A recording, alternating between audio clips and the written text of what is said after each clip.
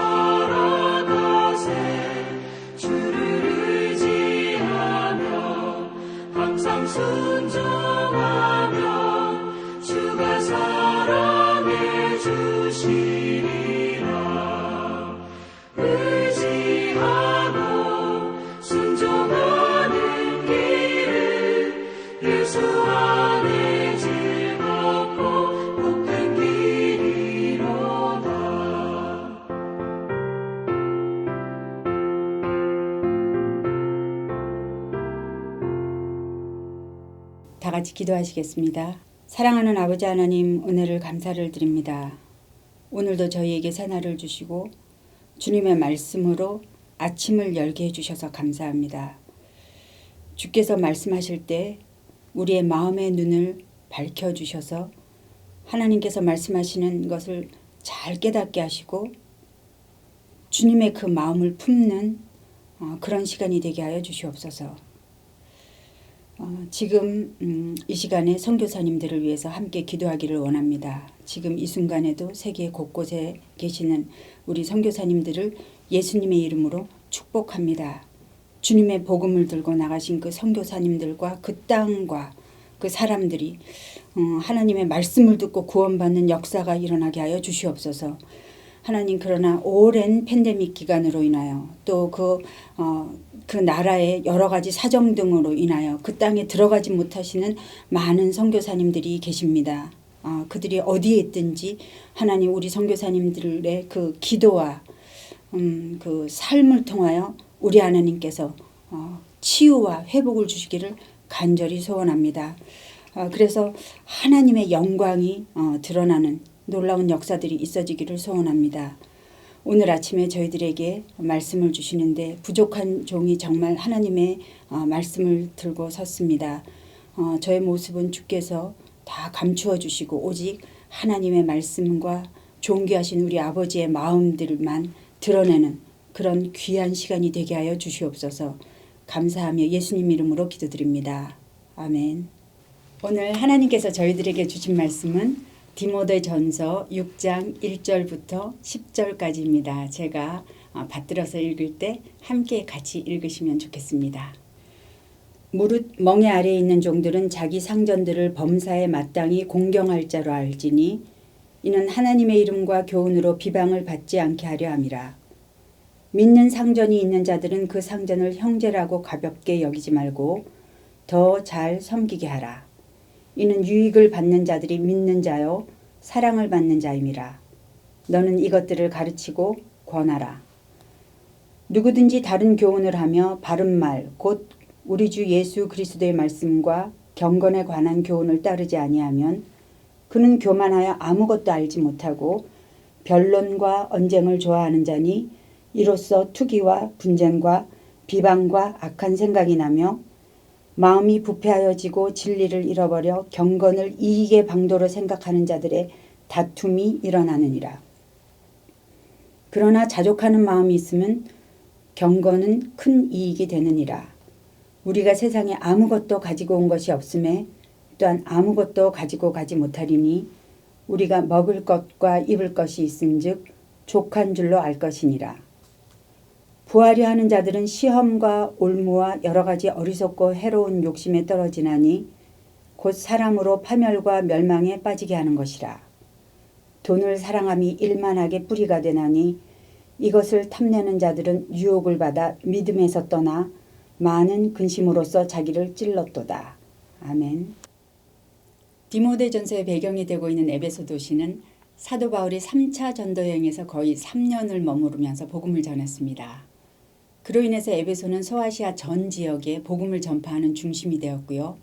하나님의 큰 능력이 나타나 사람들이 와서 죄를 자복하고 마술을 행하던 수많은 사람들이 은 5만어치나 되는 그 마술책을 가져다가 불태우는 큰 부흥이 있었습니다. 그러나 에베소는 원래 아데미라는 여신을 숭배하던 그런 우상 숭배의 중심지였기 때문인지 진리를 왜곡하는 많은 거짓 선지자들이 교회를 흔들어서 에베소 교회에 큰 문제가 되고 있었습니다. 바울은 디모데에게 에베소에서의 그 사역을 위임하면서 자신이 이미 3년이나 사역했기 때문에 잘 알고 있는 그 교회, 하나님의 집을 디모데가 어떻게 섬겨야 할 것인지 격려와 당부를 쓴 것이 디모데전서입니다. 이제 바울의 편지가 거의 마무리 단계에 왔는데요. 오늘 우리는 바울이 디모데에게 마지막으로 당부한 말씀을 통하여서 사람들이 걸어가는 두 길을 찾아볼 것입니다. 먼저 6장 1절을 다시 읽어보시겠습니다. 무릇 멍에 아래 있는 종들은 자기 상전들을 범사에 마땅히 공경할 자로 알지니 이는 하나님의 이름과 교훈으로 비방을 받지 않게 하려 함이라. 교회 내 여러 성도들을 섬기는 그런 태도에 대한 내용이 5장부터 6장 2절까지 계속 이어지고 있습니다. 초대교회 당시 복음이 전파되면서 종과 주인이 함께 한 공동체 안에서 예수를 믿는 일들이 생겨나게 되었는데요. 아마도 종이었던 자들이 자유를 이유로 해서 갈등을 일으키는 일들이 있었던 것 같습니다. 사실 현대 사회는 당시와 같은 노예가 없는 시대이기 때문에 그들의 그 관계를 잘 이해하는 것이 쉽지는 않습니다. 왜 주인에 대해서는 아무 말이 없고 오직 종들에게만 공경을 요구하느냐, 그런 질문이 나오기도 하지요. 그런데 본문에 보면 바울이 종들에게 자기 상전들을 공경하라고 말한 이유가 나옵니다. 그것은 하나님의 이름과 그 교훈이 비방을 받지 않게 하려는 것입니다. 당시는 복음이 막 전파되기 시작했던 때였고요. 바울이 집중했던 단 한 가지는 복음과 하나님의 이름이 이방인 가운데 전해지는 것이었습니다. 이 복음이 사람들의 미성숙하고 이기적인 행동으로 인해서 방해받지 않도록 바울은 주의를 주고 있습니다. 바울의 그 종과 주인에 대한 그 생각은 고린도전서와 에베소서, 골로새서 이렇게 여러 다른 편지들을 통해서 잘 발견할 수 있는데요.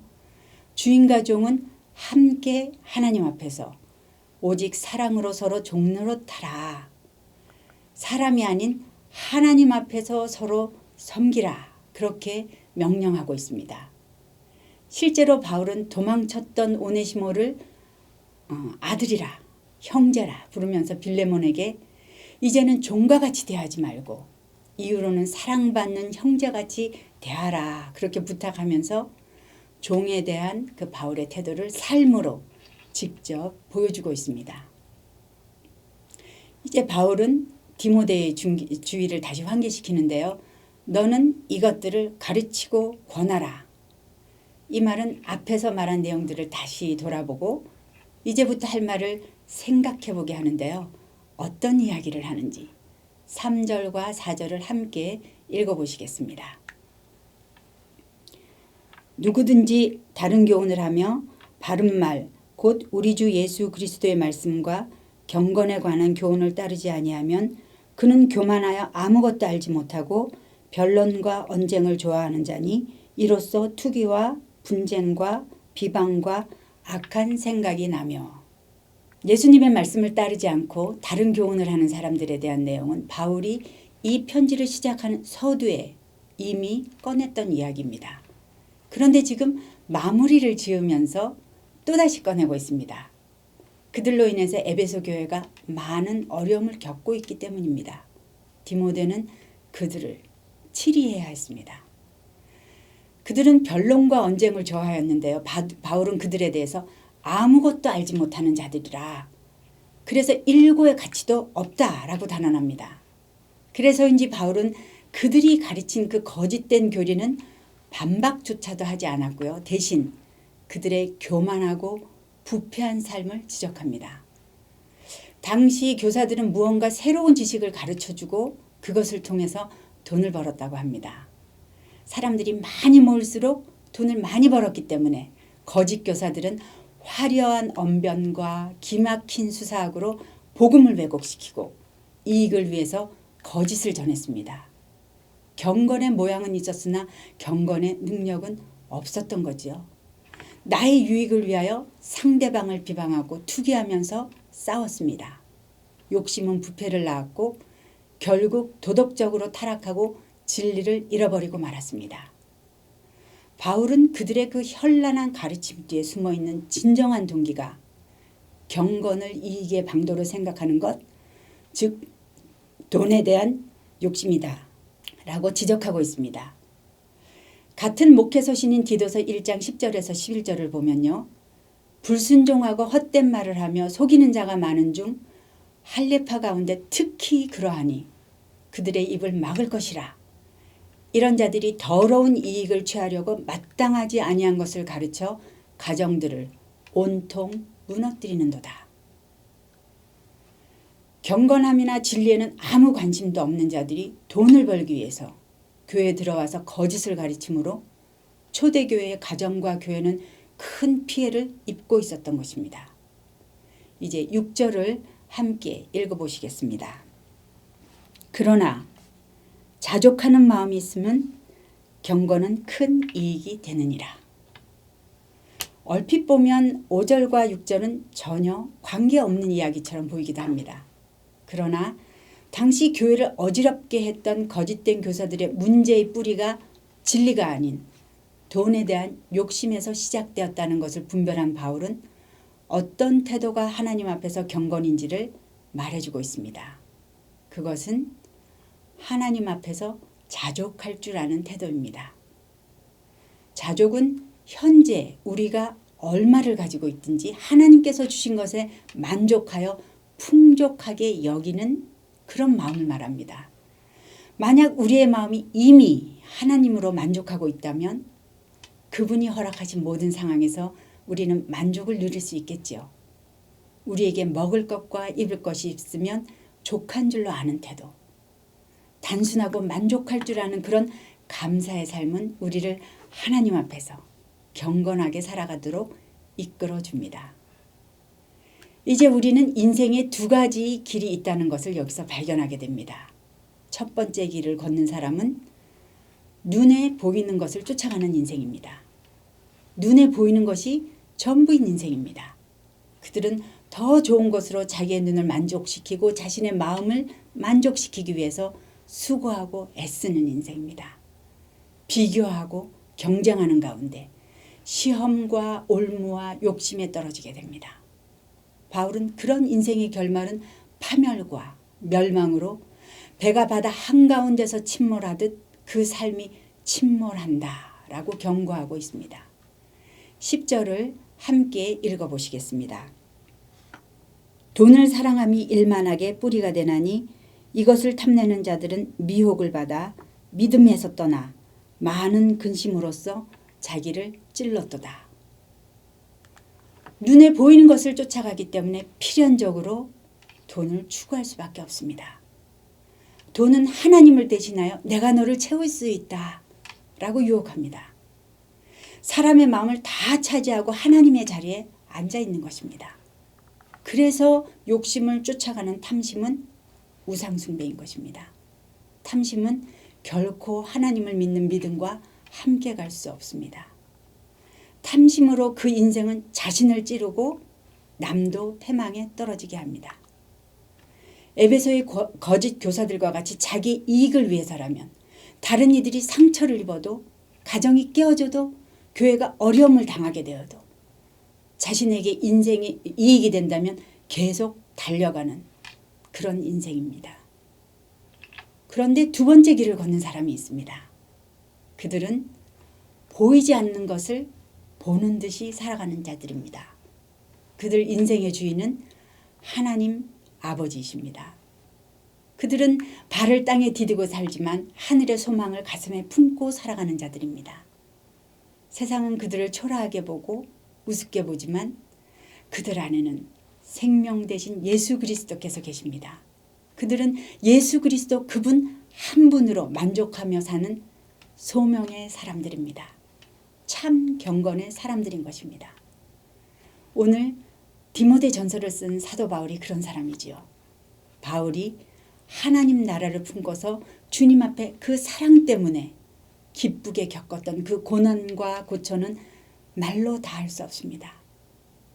그렇다면 디모데는 어떤 사람일까요? 우리는 흔히 디모데를 나이가 어리고 소심하고 그리고 유약하다 그렇게 생각하는 것 같습니다. 그런데 사도행전을 보면요. 바울이 복음을 전했던 여러 도시에서 반대에 부딪혀서 더 이상 자기 자신이 갈 수 없는 그 안타깝고 어려운 환경에 처하게 되면 바울은 디모데를 보내고 했던 것을 발견합니다.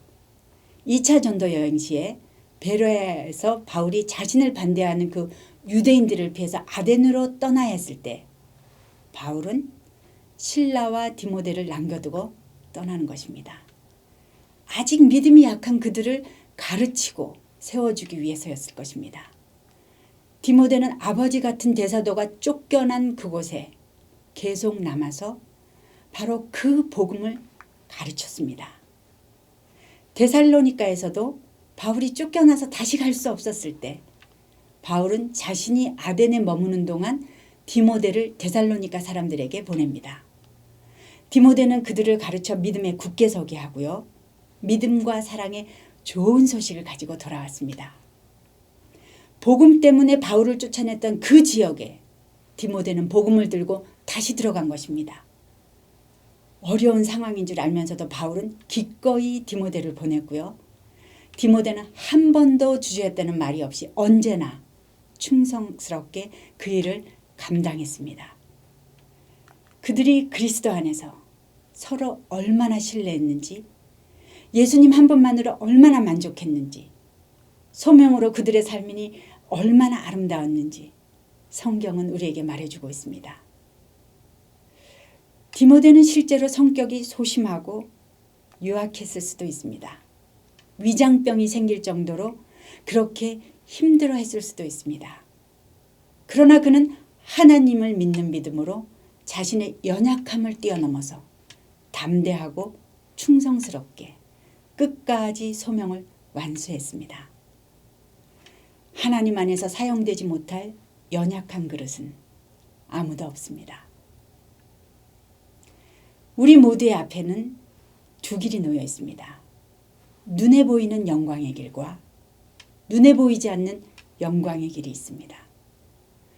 내가 사는 이기적인 길과 바울처럼 디모데처럼 내가 죽고 예수님이 사는 길이 있습니다. 성공이 약속된 것 같은 넓은 길과 이 세상의 자랑과는 무관한 초라하고 좁은 길. 우리는 날마다 순간순간마다 선택해야 할 것입니다. 어떤 길을 걸어가야 할 것인가? 어느 길이 하나님을 기쁘시게 해드리는 참 경건의 길인가? 오늘도 성령님께서 인도해 주시는 그 소명의 좁은 길을 걸을 때 나는 죽고 주님만으로 만족하시는 그 승리의 하루가 되시고요. 그리고 행복하시기를 축복합니다. 이 시간에 다 같이 기도하시겠습니다. 사랑하는 아버지 하나님, 저희들에게 참 경건이 무엇인지를 가르쳐 주셔서 감사합니다. 하나님, 그동안 우리가 혹시라도 경건을 그 이익의 어떤 방도로 삼지는 않았는지 이 시간에 저희를 돌아보면서 회개하오니 하나님 용서하여 주시옵소서.